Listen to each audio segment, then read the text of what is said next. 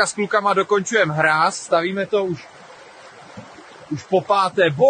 To vždycky nějaká kunda rozjebala. Fakt nevím, čím jsem si tohle zasloužil. Pořád jen jdi skládej, drž hubu jak idiot s ocasem. Kurva, Romané.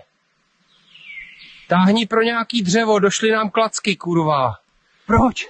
Vždycky já musím tahat to největší hovado kládu z celého lesa. Vosem. Dobrák bobr. Čurák bobr. Do piče. Jestli to byla hráz, tak si ujebu zuby. Do piče, hráz. Do piče, úzas. Mrdám to. Už to nestavím znova. Jedem do oby. Tak hoši, Franta zajde pro fošny, Milan pro vruty a Lojza. Lojza zajde do večerky pro Ruma. Dneska se najebem, hoši. Pijem. Šéfe. Co je, Lojzo? Volá ti Boris. Tak ty už si to taky slyšel? OK, to těm sviním nedarujem. Sejdeme se tam. Svolejte chlapi.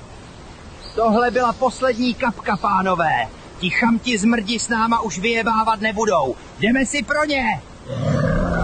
Prdele, jsme to včera asi trochu přehnali, co kluci? Mám v hubě, jak kdyby mi tam medvěd s hračkou nakreslil autoportrét. Ty vole, Romane, ty svině nás ojebali o 30 mega. Víš, kolik to je dřeva, ty tupé hovado?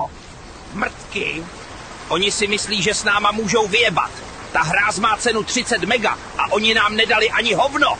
Mrtky. Tak si to vemte, jo.